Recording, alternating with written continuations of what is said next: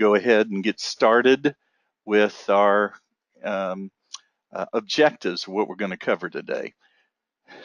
Well, hopefully you can see the objectives now.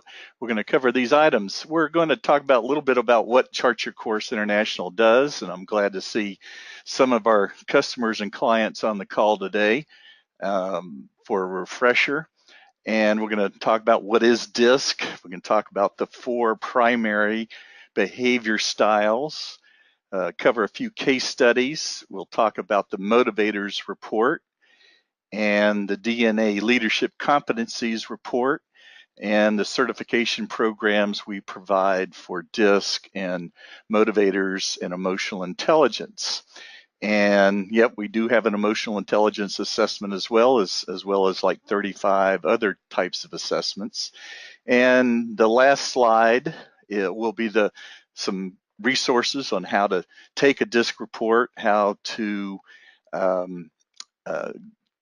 sign up for different training programs, as well as some free downloads you can get and links for the sample assessment. So there's a lot of information we're going to talk about today. This will probably be about 30, 45 minute webinar. So let's go ahead and talk about the first thing is a little bit about what we do. Chart Your Course International, we've been in business for over 20 years doing talent management programs, training programs, DISC certification programs, customer service programs, and probably 60% of what we do surrounds our online assessments and training and certification. So one of the first things we do is provide team workshops where we go on site, work with your team members, as sort of a motivational team building DISC-based workshop. Do primarily half-day workshops. Then we provide assessments to different companies around the world, different types of assessments. We provide a online web DISC certification program and a 2-day DISC master program, both in Atlanta and home for me in Durham, North Carolina. And then we also help employers use the assessments, read their assessments, and score the assessments for hiring individuals and score them like A, B, C, D, and sometimes even F to avoid them from hiring the wrong person. And we all know what that's like when you have the wrong person on board. My favorite quote comes from Jim Collins from his book, From Good to Great, and he says, people are not your most important asset. The right people are.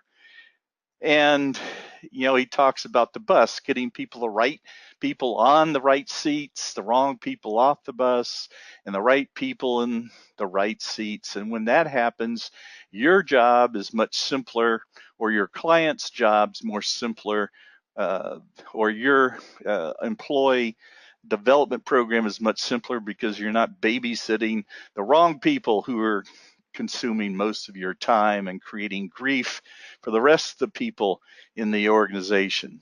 And studies show if you hire the wrong person, and if they're a management level or higher, it's going to cost you $40,000 to $100,000+ to deal with the chaos, find a replacement, get the person trained, handle all the upset people because they haven't been able to talk to the right person.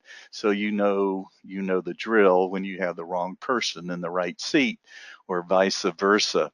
So let me just sort of break down why organizations use assessments. And I would say, 60% of our clients use the assessments for team effectiveness. We train also, internal HR people. We train external consultants who want to build their business or add a new tool to their toolkit. And so 60% goes to do internal development, workshops, etc. Then a smaller percentage towards selection and placement, selecting the right person, be able to compare the behavior, the temperament, the personality, the competencies, if they have it, for the position you're trying to put them in or place them in. And we find we sometimes put the wrong people in a position, and they may be better suited in another job somewhere else in the organization, or outside the organization working for your competitors, so to speak. And then we have a lot of people who use the assessments for development and coaching, resolving adjustment problems, helping them achieve their potential to be a better human being, reaching their potential. And the DISC assessment, as well as the other assessments that we provide, are outstanding tools to do that. Otherwise, you're just basing your coaching process on subjective criteria and not really understanding what the person you're coaching, his strengths or her strengths or limitations are. This, solves the problem, and it does it in a much quicker time period than you having multiple conversations with a person. That's particularly when you look at the DNA leadership competencies report. Scores the person on 25 different soft skills. And then for conflict resolution, I'm sure all of you deal with conflict from time to time. These reports help you identify what might be causing the conflict, and getting that person back on board, and understanding what might be the problem by doing a debriefing or triad or a dyad debriefing with that individual and his or her supervisor if needed. So let's talk a little bit about emotional intelligence, and then we'll dive right into the DISC reports and the other assessments I want to talk about today. We've all heard about emotional intelligence, or EQ, and we all have heard that emotional intelligence is probably more important than your experience or your IQ, because if you can't deal with people, then you're in a big problem. And DISC is a portion of your emotional intelligence. Emotional intelligence includes your personality, it includes your skills, it includes your behaviors, or DISC, and DISC is a portion of that. There is no such thing as a personality assessment. Personality is far too complicated for an online assessment. Your birth order, your culture, your language, how you were brought up, the experiences you've had in your life all compose your personality. Behavior, or DISC, is a portion of that personality, which is under the big umbrella of emotional intelligence. So there are 4 behavior styles, 4 temperaments, and then there are 8 sub-behavior styles that we'll talk about. The D is the red color for dominance. Dominance is a person who maybe like to be the director, to be in charge, is task-oriented. Then the I stands for influence, in the yellow color. They're sort of like Oprah Winfrey. Everybody's a friend. They easily make friends and relationships at the office and at work. They sometimes tend to talk a little bit too much. And so the yellow color is like the sun. They're like the sunshine of the organization, very optimistic.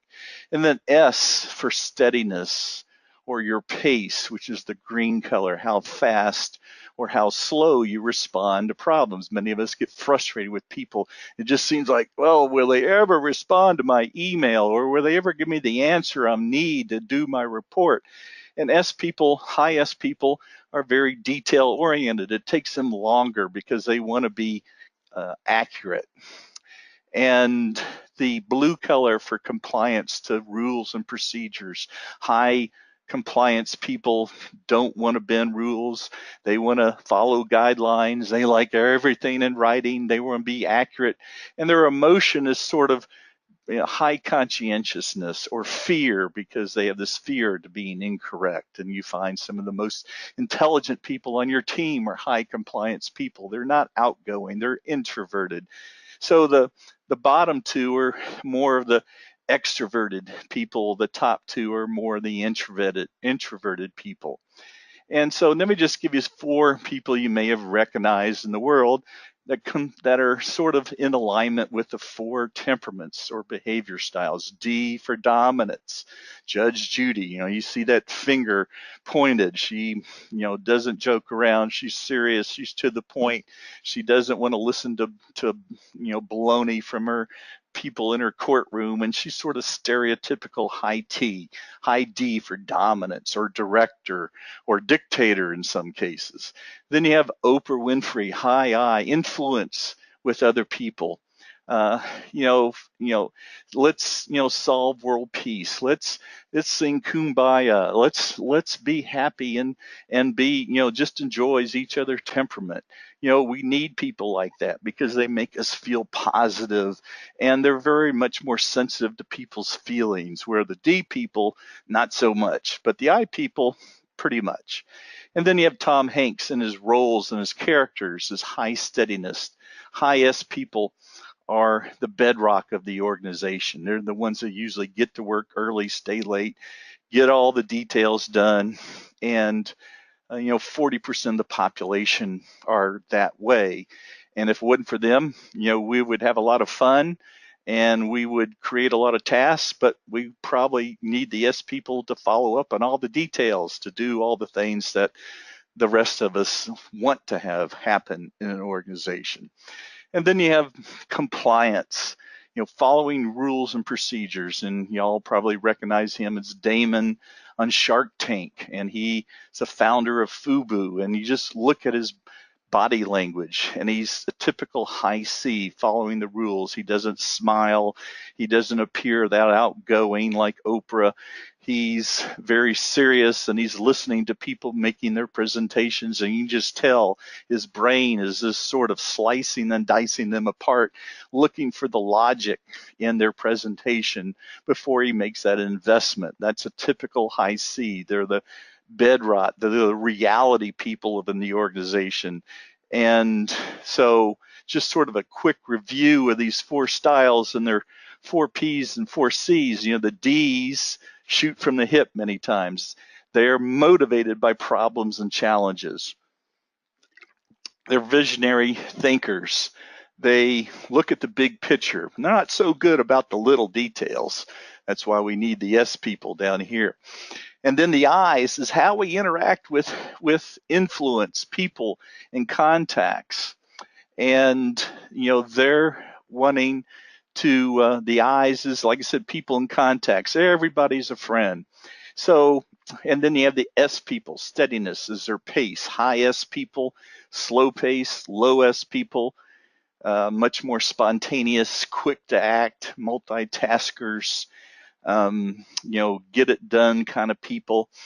And, high S people are much more consistent. Low S people are not as consistent.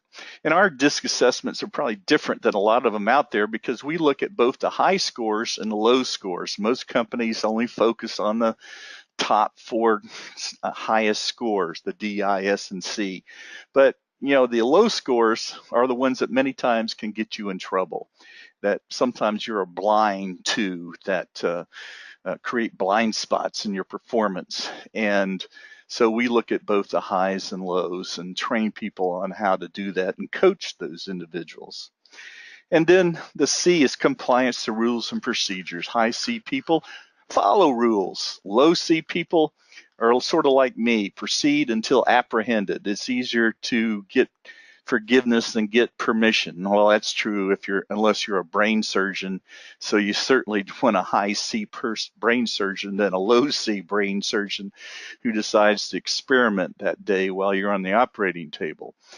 And what happens many times is people are blind to their own behavior.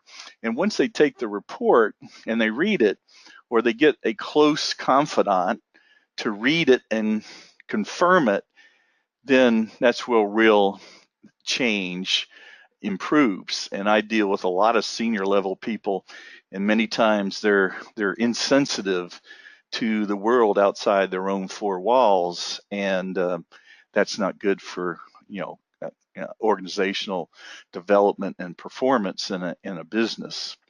So let's look at the emotions. Quick to anger. My favorite movie is A Few Good Men. You have those 2 actors, Tom Cruise, and my mind just went blank on the actor who's the Marine colonel, And, he just says, you can't handle the truth. And the lawyer, Tom Cruise, just sort of pushed him to that point till he exploded. And then he found, they finally did find the truth in that particular situation. So high D's have anger, low D's are slowed to anger, high I's, optimistic, low I's, pessimistic and moody and distrustful. Non-emotional is a high S.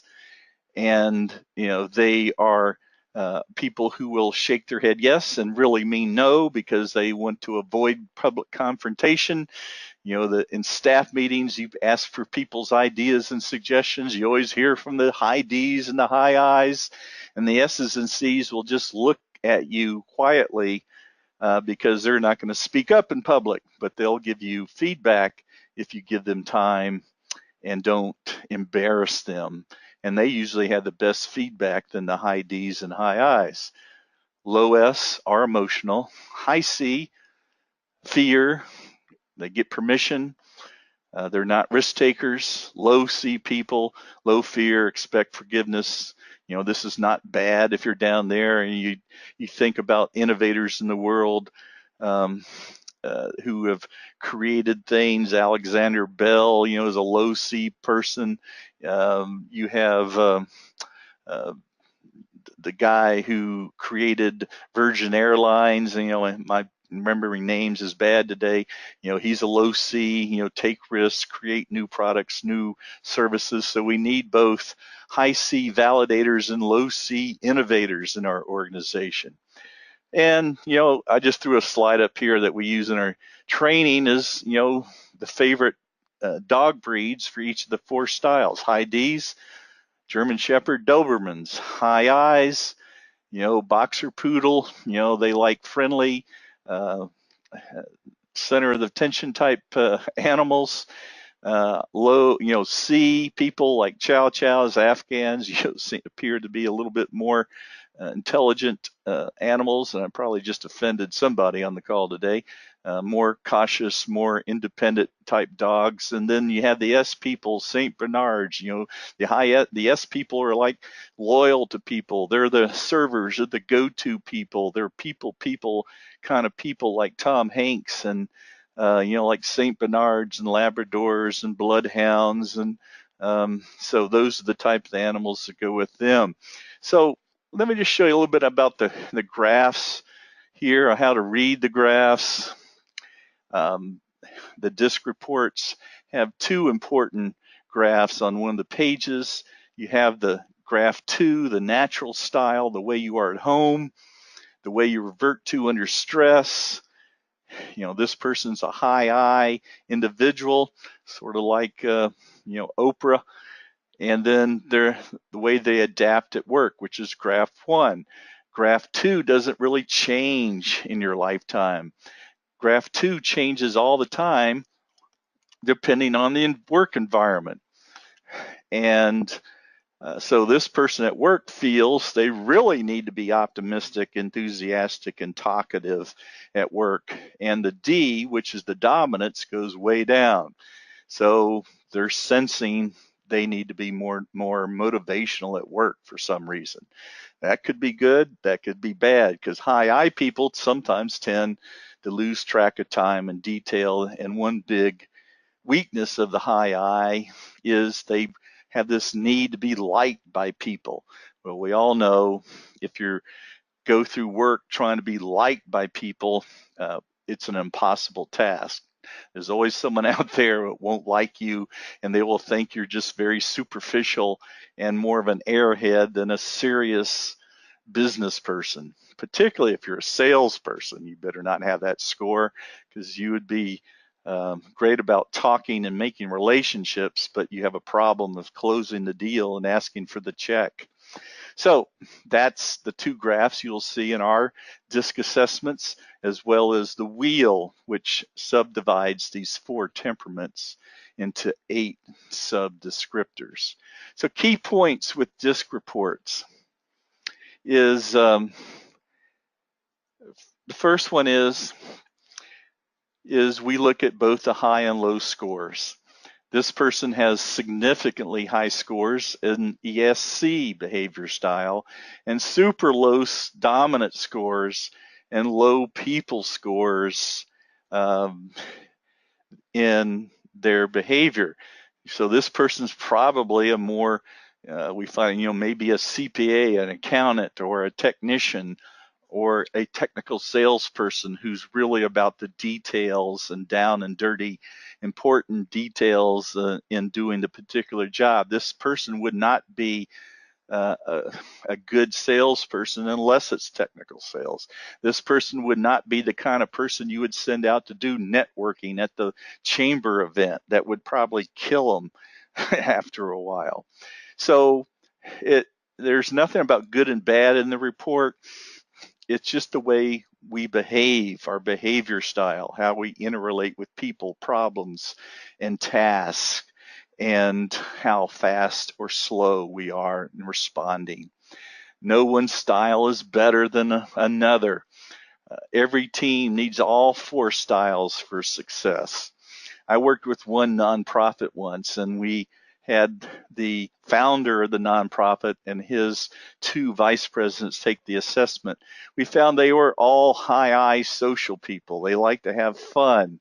They didn't care much about details and about serving customers. As long as they were having fun, everybody was happy, everything was good. Well, the problem is all the employees weren't happy because all their customers were complaining about not changing, keeping up with the times and the new changes of regulations that, this nonprofit was supposed to be on top of. And so we needed to bring in new talent for the leadership team for that organization in order to make their customers happy. And we all know if you don't make your customers happy, you're not in business for very long. And it's even slower for a nonprofit organization. And these assessments have been validated in over 25 countries, not just the United States, but other non-English speaking countries. So our reports are the most accurate and valid out there. They do not discriminate against any particular population. And no organization who has used our assessments has ever been sued. So those are important informations. We have the validity studies to provide if you need them. So let's look at a individual. This is sort of a case study. Is a nurse, a floor nurse for a hospital, not a supervising nurse. And when I talked to the nurse, it was actually a male nurse, and he said, I love my patients. And that's great because we love healthcare people who like patients. We don't like moody, non-expressive, unfriendly nurses taking care of us. And so that's the I here, and which is a good thing. And this is a great profile for any type of floor nurse. And then the S is about, loyalty, attention to detail, having a process to follow. If it was a low S nurse, then that person would be probably not as detailed oriented, forgetful, not good with details. So we like to see the high green line. And the C is compliance with rules and procedures, because we want our nurses to be detailed oriented. We want them to make sure, the hospital gets paid for their procedures and fill out all the forms that are required in healthcare. So these are all comfortable levels. We don't want the blue line or the S line way over the top. That would just make them more slow to respond and, too inflexible. So this is a perfect profile for a nurse providing health care. Now, if it was a supervising nurse, I would want to see the dominance a little bit higher. It's more task oriented, take charge, supervisory type skills that you would want a supervisor to have, and some of these other ones a little bit lower. So the other part of the assessment is the wheel, and there's 60 plot points on here. And so we have 8 sub-descriptors. We have the implementers, the conductors. This is sort of like Judge Judy or some political people in Washington right now are very task-oriented and not so people-oriented. So they're more competitive, confrontational, direct, results-oriented, sense of urgency, change agents people. Persuaders, who are process-oriented and optimistic. And then you have the promoters, the high I people, friendly, outgoing, high trust, like Oprah Winfrey and a lot of comedians you may see, some that work for you or some are on the stage who are professional comedians. Relators, account people, sales-oriented people, relators, supporters, coordinators, analyzers, and every job requires a different talent. If you're trying to hire an HR person, you would find them somewhere down here and maybe even over here today, because they have to be much more compliant to rules and procedures. If you're trying to hire a marketing or person, you would want them more over here on the yellow side. If you're dealing with an accountant or CPAs or people, like I said, the brain surgeons, the researchers, the college professors, you're going to find them more in the analyzer, coordinator, detailed oriented style. And what happens many times, there's conflict because we don't understand that everybody's different in the organization. And that's why workshops are very helpful. The D's, who are the task oriented, let's get her done kind of people, conflict greater with the analytical people who are more introverted, detailed oriented, and not as, take charge. They'd rather be told what to do, and they're introverted. So when we do workshops, we help them understand each other, and so that it reduces some of the conflict or the internal feelings of like, well, that person's just a rotten SOB who only cares about him or herself, and they don't care about my details and my validation studies, so I'll just ignore them and let them, shoot themselves in the foot. And that's what happens, is because people are different, we sort of ignore them and not understand their talent. That's very important to understand. Otherwise, you have everybody avoiding everybody in a department or organization.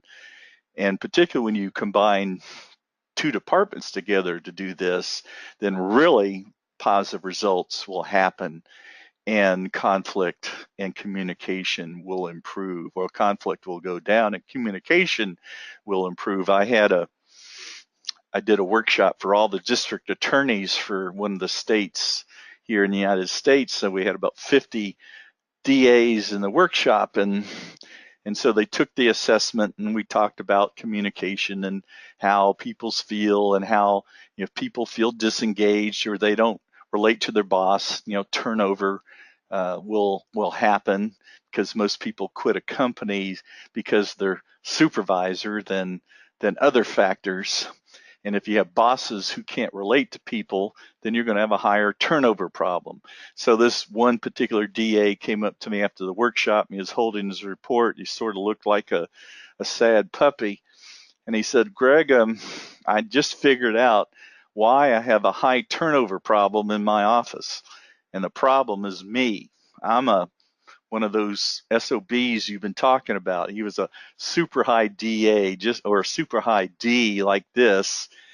He wasn't sensitive to people's needs. Morale was bad in the company because they didn't have any social events. He hired the wrong attorneys who were all super high analyticals, very intelligent attorneys who take lots of time. And here he's working in a public government office, and he is finding, it's taking him too long to resolve cases. So he had to change who he hired, who were a little bit more quicker. So it really had a powerful impact on him as well as the office. So anyway, I just want to talk about the standard DISC assessment. You get several different kinds of graphs, and our report shows how a person behaves. It's It's what's beneath the iceberg that's important. You can't trust, if you use this as part of hiring practice, you can't trust the initial interview. The assessment shows you what's beneath the tip of the iceberg. So let me just sort of breeze through, characteristics of the high D. This is a good attorney of me, a friend of mine, high D. His report says he's egotistical and a little bit self-centered, and he's a great person and a great humanitarian, but he's motivated as an attorney to win cases. So he's very competitive. And you notice on his wall, he has every award he's ever won from Boy Scouts on up, because high Ds are motivated by their personal achievements, not the team's achievements. And so high Ds, that's sometimes a weakness for them. And then you have the I's, like Ellen DeGeneres, Oprah Winfrey. They like to be liked. They're liked by a lot of people. They're sensitive to the needs of the employees in the organization, so that's a valuable thing to have. They tend to talk a lot, and sometimes that's bad, sometimes that's good. If you're in a negotiation, you need a high I. You don't want to stick a high I in a cubicle by him or herself, because they'll go crazy because they have to talk to people. And then you have the S's. I'm sort of, aging myself here, is with good old Andy here, but high S people are about service to other people. They're still people oriented, but they're the glue that holds the organization together. They're the ones I go to when I work with a company to find out what's really going on in the company. And so Barbara Bush, Andy Griffith, and some other famous people, and well as other people in your organization, are high S people. They like everything in writing. They don't like change. They want to know, why we're doing these things. They want to follow rules. They don't like conflict. Well, the D's, they love conflict. They cause conflict. S's hate conflict. And that's sometimes why there's some disparity between those behavior styles. And then we have the C's. And we have, like Einstein. Einstein was really a pretty innovative high C person. He sort of rocked the boat. But their goal in life is proof and accuracy. They want high quality work. They're nervous about changing things. They need permission. When under conflict, they will revert. Where a high D, when he or she's under conflict, they become much more aggressive. And, so you go in their office and you'll find, charts and graphs and piles of paper, and, love the details, and they're slow to get back to you because they're going to find everything correct before they get back to you and give you an answer, and they're the anchor of reality. They're the ones, if you ignore, you're going to be in trouble, because they already know the correct thing about doing before the high D's shoot from the hip and make the wrong decision. So you need all 4 behavior styles. Graph of a salesperson. This is what we like to see with a salesperson. They have 3 colors above the energy line. They have the D, which is going to make them take initiative. They don't need to be told what to do. The I, they have the people skills, and then the green line is the relationship. They're good about building long-term relationships with customers, which generates more money. If you want a person who's good at cold calling, you want a low green line. All salespeople have a low compliance to rules score, unless they're technical sales, because they all hate filling out paperwork and details and all that stuff. They just enjoy making calls, making money, and growing your business. So you have to take the good with the bad with a salesperson. Okay, so an accountant, we talked about this, high compliance, high slow pace. And this is actually an accountant with a personality, which is sometimes rare. That's at 52%. So in the DISC report, you have these other graphs. These are sort of competencies. You can see how they score with competitiveness. This person got a 10 out of a natural mean of 4.7, a high sense of urgency. They like change. Their weaknesses, following policy. They may not be as organized as other people. They may be more inconsistent. But once you're trying to fill a job, you decide which of these 12 things are important and see how they score in the things that are important for that particular job. Also, pages in the reports, keys to motivating people, keys to managing people. And there's always a page that also gives you their areas of improvement.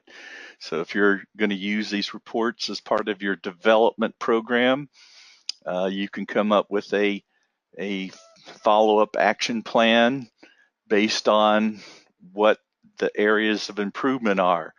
We don't like just to do workshops and say, gee whiz, that was fun, and never do it again. We always come up with action plans for the people who attend the workshops so they can help reach their potential and be a better contributor to the business.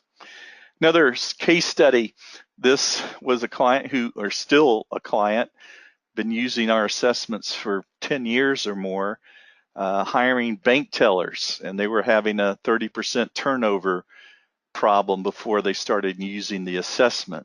So they had everybody take the assessment, and they figured out the people fall in this red ring on the lower left side of the wheel made the best bank tellers, because these behavior styles like repetitious work. They're happy doing the same thing every day. Customers liked them. They were friendly with people. And so when they interview people, they fall in this ring, they get hired for the job. If they fall outside the ring, they may be better suited for some other job, maybe HR or sales or accountants or whatever. So they were able to eliminate the turnover from 30% to 16 and lower percent. Other thing you can use with our system, if you're a consultant, an internal or external consultant, you can identify where you're having problems. In this case, a company called me up. HR said, we need help. Our plant manager doesn't like our company president, and our company president doesn't want to stand up to the plant manager. So the plant manager is sort of creating his own fiefdom. So this is the company plant manager. And he also had a Napoleon complex along with his high D behavior style.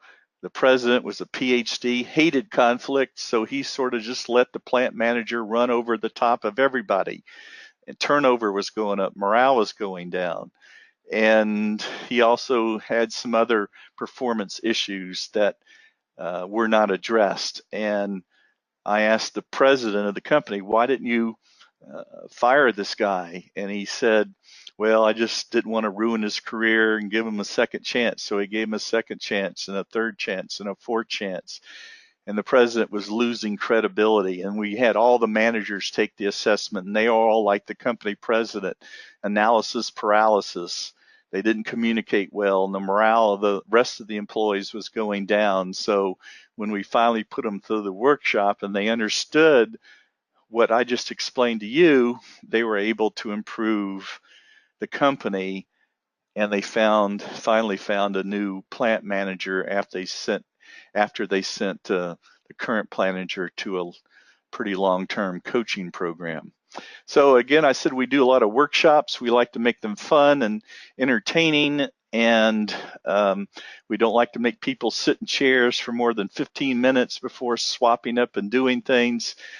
We train people how to do these workshops, or we can come on site and do them for you as well.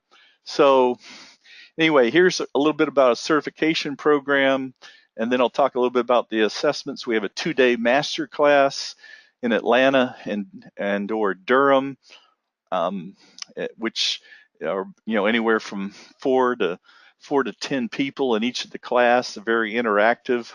We go in a lot of detail. You get to talk to other people, other companies, and then you're officially certified. We have a 4-part 90-minute webinar. Obviously, we don't go into as much information as the 2-day masterclass, but it is the same certification exam. And we also have a self-study disc program for all of you who don't like to talk to people. You can just watch videos and take the exam as well, which is online. So quickly talk about the DNA profile. This is a separate assessment that measures an individual's development needs and 25 soft skills. Just as here, customer focus is one, flexibility, self-starting, do they have initiative or do they wait to be told what to do? Teamwork, do they like to work with teams or not? Interpersonal skills, obviously that's very important. And then there are, like I said, a total of 25 competencies. And in the resource page, you can see the full report if you're interested. And then we have the motivators report, which shows what are your passions, what are you good at, what keeps you engaged. This is really important for salespeople because we want this high utilitarian score, return on investment. If you have a low utilitarian salesperson, they just like to give away stuff and never, ask for the check. A lot of industries we work with, like the medical sales industry, we had to change from high social, which is, giving away the tickets and the free booze and the free trips, to high utilitarian because of the law changes. High theoretical are the researchers, utilitarian are the money makers. High individualistic people are like the power hungry who like to move up the chain of command and happy to be in charge. Low individualistic are happy to be on the team. Aesthetic is appearance and design and creativity. High social is helping up mankind, social work. Traditional, following rules and procedures. And this is just one client we also work with, the president of a company, an interior design business. And when I first started working with them, their turnover was like 70%, and they only had 20 employees. And when you look at her behavior style, that might give you an indication of what the problem might have been. Number one, super high D, sort of like Donald Trump. Low people skills. And she was so intense and had such an agenda that, people were just quitting and leaving a Post-it note on their computer, say, I quit, I can't stand it anymore. So it was job security for me, but it was a big problem for the company. And when it's the president of the company, it's really a big problem because you can't fire the president. So anyway, there are 35 types of reports that we provide on our online internet delivery system. We do all types of DISC assessments. We have emotional intelligence assessments, as well as these assessments listed here on the slide.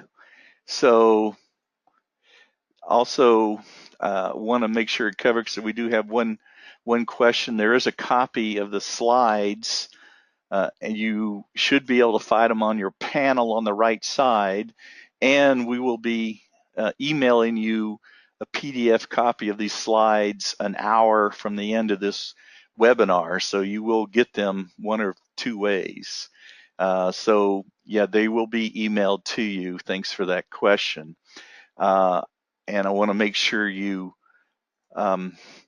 see these additional resources. You can click on these links, see all the sample reports, information on the certification training, If you want to order a standard DISC report, you can click on here and buy that. The costs of the assessments vary from $40 on up. The standard DISC report is $75, I believe. It's 22 pages of information. The cost of the reports vary on the type of the report and how many reports you might order. There's a white paper on how to select superior performers, and there's another free handout that gives you details on all the 4 behavior styles. So you can sort of figure out who's working for you in the organization. So I appreciate your time today. I'll be on the call for a few more minutes. If you have any questions, you can just type them in the box there. Otherwise, this is the end of the webinar. Hopefully you learned something about DISC as well as the other assessments. I can't tell you the knowledge I've gained using DISC, how it's improved my understanding of people and becoming a better leader, as well as helping hundreds of clients and individuals across the country understand if they have Dr. Jekyll or Mr. Hyde working for them. But the best use of these reports is through doing team building workshops, helping people understand each other in a non-threatening or intimidating way. We also provide 360-degree assessments, which is a little bit more intimidating for people when you get input from your peers and your direct reports. So anyway, I appreciate your time today. And as I said, I'll be on the call a few more minutes if there's people who have questions.